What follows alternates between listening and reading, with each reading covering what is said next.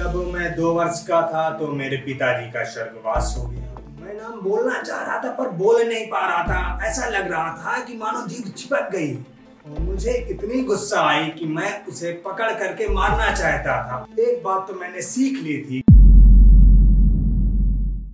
लहरों से डरकर नौका पार नहीं होती, कोशिश करने वालों की हार नहीं। सोहन लाल द्विवेदी जी की ये पंक्तियां मुझे हमेशा मोटिवेट करती। आप सभी ने अपने जीवन में कभी न कभी ये 2 लाइनें भी जरूर सुनी होंगी। कभी खुदा के भरोसे ना बैठो, हो सकता है खुदा आपके भरोसे ही बैठा।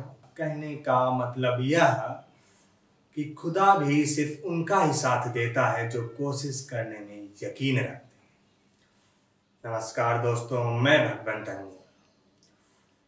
बचपन से ही मेरे पास में ढेर सारी चुनौतियां थी। उनसे लड़ता, जूझता और कभी हारता था, लेकिन एक चीज थी कि मैं कभी भी निराश नहीं होता था। शायद यही कारण है कि एक लेखक और स्पीच थेरेपिस्ट के रूप में मुझे जाना जाता। ऐसा कतई नहीं है कि मैंने कामयाबी के ढेर सारे झंडे गाड़ दिए हों, लेकिन यह जरूर है कि मैंने अपने जीवन को संभाल लिया है। साथ ही साथ समाज के कई लोगों को अपनी जिंदगी संवारने में मैं मदद कर रहा हूं। जब मैं 2 वर्ष का था तो मेरे पिताजी का स्वर्गवास हो गया और मेरे ताऊजी ने मेरी शिक्षा दीक्षा का पूरा ख्याल रखा। बचपन से ही मेरे पास में यह समस्या थी कि मैं हकलाता था। हकलाने की वजह से मेरा कई जगह पे हंसी मजाक भी उड़ाया जाता था। 2-1 वाक्य मुझको याद आते हैं। एक बार किसी ने मेरा नाम पूछा था, मैं उसको नाम बताना चाह रहा था पर बता नहीं पा रहा था। मैं नाम बोलना चाह रहा था पर बोल नहीं पा रहा था। ऐसा लग रहा था कि मानो जीभ चिपक गई। उसी वक्त किसी दोस्त को खुराफात सूझी और उसने बोला कि कानपुर से लखनऊ की पैसेंजर ट्रेन पहले पहुंच जाएगी, ये नाम बाद में बता पाएगी। उस वक्त जरा सोचिए कि मेरे दिल पे क्या बीती होगी, क्या सोच रहा हूं।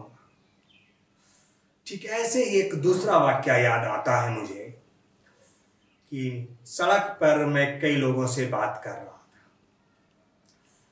तभी एक साइकिल सवार बगल से निकला और उसने मुझे गेरबाज कहा। और मुझे इतनी गुस्सा आई कि मैं उसे पकड़ करके मारना चाहता था, पर वह इतनी तेज से निकल गया कि मैं उसे पकड़ ही नहीं पाया। जरा सोचिए क्या मेरे दिल पे फिर से गुजरी होगी।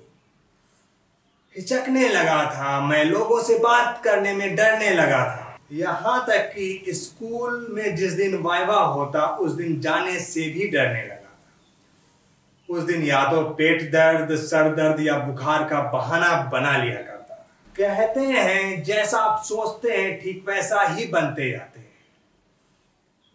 हकलाने के बारे में सोचता था और हकलाना मेरा बढ़ता ही जा रहा था। मुझे याद आता है कि उस वक्त मैं बीटेक में पहुंच गया था और टीचर ने एक सवाल पूछा था। उसका सलूशन सबसे पहले मैंने निकाला था, पर इतनी हिम्मत नहीं जुटा पाया कि उसका आंसर दे दूं। थोड़ी ही देर बाद किसी दूसरे स्टूडेंट ने उसका सलूशन निकाला और उसका आंसर दे दिया। जो तारीफ मुझे मिलनी चाहिए थी वह उस लड़के को मिली थी। हकलाना सिर्फ मेरा हंसी मजाक ही नहीं उड़ा रहा था, बल्कि मेरी कामयाबी को भी पीछे धकेल रहा था। आप तो किसी लड़की से प्यार करते हो और वह सिर्फ इसलिए छोड़ करके चली जाए कि आप हकलाते, उस वक्त आप ईश्वर को दोष देंगे, स्वयं को दोष देंगे या फिर उस लड़की को दोष देंगे। हतोत्साहित रहने लगा था, यहां तक कि रातों की नींद उड़ गई थी। रातों में रोता था, यहां तक कि आत्महत्या भी कर लेना चाहता था। लेकिन 2 ही चीजें थी जो मुझे मोटिवेट करती थी। पहली थी मैथिली शरण गुप्त की वह कविता और न रहो न निराश करो मन को, कुछ काम करो कुछ काम करो। दूसरे थे ऋतिक रोशन, अगर वह ठीक हो सकते हैं तो मैं भी ठीक हो सकता हूं। आखिर वह भी इंसान है, मैं भी इंसान। यही दो चीजें थी जो मुझे आत्महत्या से रोकती थी और मुझे जीने के लिए मोटिवेट करती थी। कहते हैं अगर किसी चीज को दिल से चाहते हो तो सारी कायनात तुम्हें उससे मिलाने की कोशिश में जुट जाती। ठीक उसी तरह अब तक मुझे यह बात पता चल गई थी कि हकलाना स्पीच थेरेपी के माध्यम से ठीक हो सकता है। मैंने पूरा निश्चय कर लिया था कि मुझे किसी भी तरह से हकलाना ठीक ही करना है।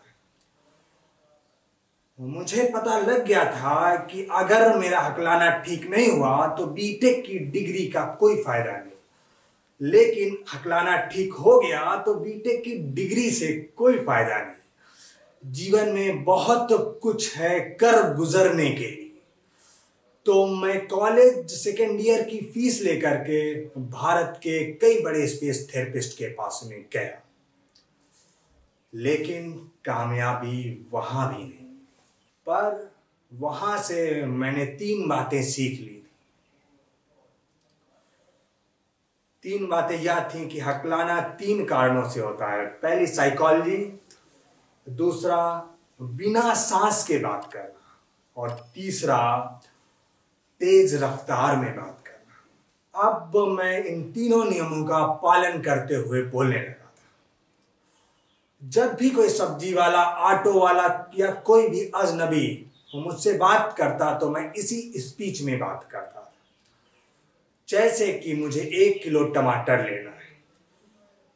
1 किलो टमाटर देना। जरा सोचिए, टमाटर वाला हंसता होगा, लेकिन मुझे कोई फर्क नहीं पड़ता था क्योंकि मुझे ठीक होना था। मेरे जीवन का सिर्फ एक ही उद्देश्य रह गया था कि मुझे हकलाना ठीक करना है। अगर मुझे ठीक करना है तो मुझे ही बोलना पड़ेगा, टमाटर वाले को नहीं बोलना। ऐसे ही अगर कॉलेज में कोई भी व्यक्ति हमसे पूछता, या फिर कोई लड़की ही होती, अगर वो मुझसे मेरा नाम पूछती थी तो भी मैं उसको इसी स्पीच में जवाब देता था। My name is Bhagwant. जरा सोचिए, उस अवस्था में इस स्पीच में बोलना कितना कठिन काम होगा। वह लड़की कितना हंसती होगी, पर मुझे कोई फर्क नहीं पड़ता था क्योंकि मेरे जीवन का उद्देश्य फिक्स था। मुझे हकलाना ठीक करना था। मुझे किसी भी दूसरे व्यक्ति से कोई मतलब नहीं था। और मैं स्पीच में बोलता गया और धीरे धीरे मैं ठीक होता गया। यहां तक कि बीटेक पूरा होते ही एक बड़ी सॉफ्टवेयर कंपनी में मेरी जॉब भी लग गई। वहां पर 3 साल मैंने जॉब किया।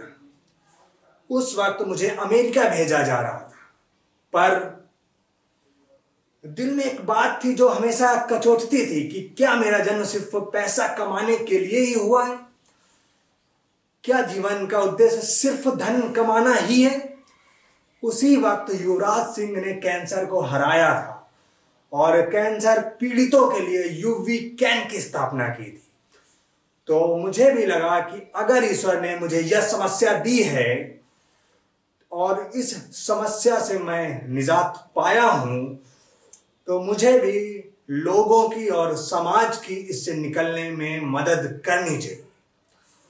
उसी रात तो मैंने अमेरिका जाने का सपना छोड़ दिया और कानपुर वापस आ गया। और यहां आकर के मैंने Indian institute of speech therapy की स्थापना की, जिसमें आज साल भर में सैकड़ों लड़के ठीक होकर के जाते हैं। साथ ही साथ मेरी साहित्य में भी दिलचस्पी थी। एक मैंने किताब लिखी थी, जिंदगी 50-50।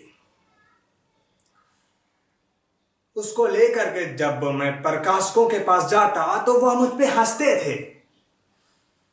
हिंदी में बेस्ट सेलर? क्या मट्ठे में से घी निकालने की कोशिश कर रहे हो? उस वक्त तो मैं सिर्फ उन्हें यही बोल पाता था कि यह बेस्ट सेलर किताब है। वह मुझे नकार देते, पर एक बात तो मैंने सीख ली थी कि मुझे हार नहीं माननी। अंत में राजपाल एंड सन्स जैसे प्रकाशक ने मेरी किताब छापी, और जैसे ही वह किताब छपी, आते ही ट्रांसजेंडर टॉपिक पर होने के कारण हिट हो गई। दैनिक जागरण की बेस्ट सेलर सूची में कई बार शामिल हुई, यहां तक कि भारत के बड़े बड़े पुरस्कार भी इसे दिए गए। आपको जानकर के हैरानी होगी कि 28 साल की उम्र में जब मुझे पीएचडी करनी चाहिए थी, तो मेरी किताब पे सैकड़ों पीएचडी हो रही हैं।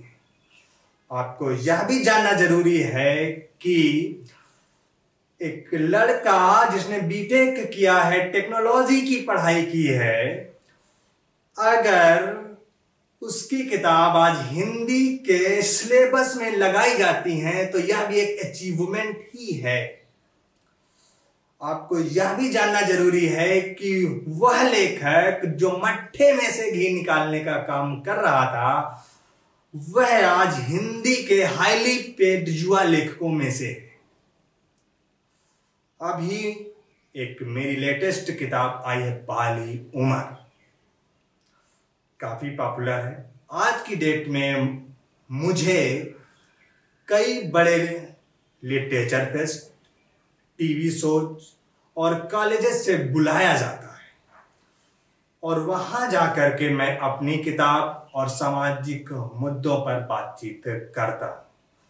जरा सोचिए कि अगर मैं उस टमाटर वाले से बोलने में शर्मा गया होता, अगर मैं उन कॉलेज की लड़कियों से बोलने में शर्मा गया होता, तो क्या मैं आज ठीक हो पाता? क्या मैं आज टीवी शोज, कॉलेजेस में जाकर के अपनी बात रख पाता? नहीं। तो इससे एक ही बात निकल कर आती है, अपने दर्शकों से यही कहना चाहता हूं कि दो चीजें गांठ बांध लें। पहली चीज कि समाज की फिक्र छोड़ दे। हंसता है, खेलता है, रोता है तो हम उसकी मदद करेंगे। समाज की फिक्र छोड़ दे। समाज हंसता है, क्या करता है, हमें अपना काम करना है, अपने फोकस पे ध्यान रखना है। दूसरा, असफलता सिर्फ एक विलंब है, हार नहीं। आप उसके बाद देखेंगे कि आपके घर का आंगन इतना बड़ा होगा जिसकी आपने कल्पना भी नहीं की होगी। अंत में मैं जोश टॉक का धन्यवाद देना चाहूंगा कि उन्होंने मुझे अपनी बात कहने का मौका दिया। धन्यवाद। इस वीडियो के बारे में अपनी राय नीचे कमेंट सेक्शन में हमें बताएं और अपने दोस्तों के साथ ये वीडियो शेयर करना ना भूलें।